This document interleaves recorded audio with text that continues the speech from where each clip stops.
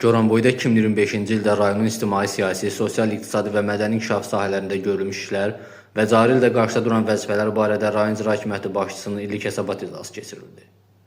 Tədbir iştirakçıları öncə ümummilli liderimiz Heydər Əliyevin rayon mərkəzində ucaldılmış abidəsini ziyarət edərək daha şəxsiyyət nəzr xatirəsini ehtiramla yad etdilər.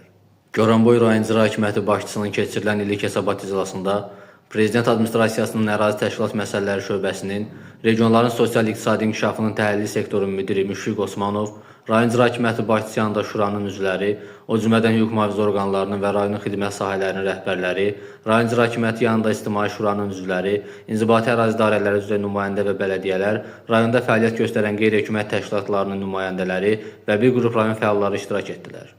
2025-ci ildə rayonun ictimai, siyasi, sosial, iqtisadi və mədəni inkişaf sahəsində görülmüş işlər və cari ildə qarşıda duran vəzifələr barədə rayon icra hakimiyyətinin başçısı Məhərrəm Quliyevin məruzəsi və aidiyyəti məsul şəxslərin çıxışları dinlənildi. Rayonun həlli vacib məsələləri barədə geniş müzakirələr aparıldı.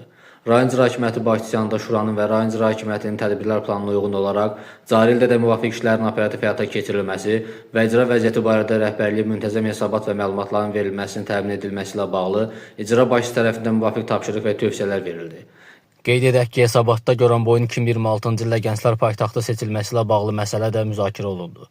İcra başçısı bu istiqamətdə görüləcək tədbirlərin hazırlanması üçün aidiyyəti məsul şəxslərə tapşırıq və tövsiyələrini verdi. İclasın sonunda rayonun ictimai, siyasi, sosial, iqtisadi və mədəni həyatında fərqlənən şəxslərə və xidməti fəaliyyətlərinin yerinə yetirilməsində müsbət nəticələr göstərən bir qrup əməkdaşlara rayon icra hakimiyyəti başçısının fəxri fərmanları təqdim edildi.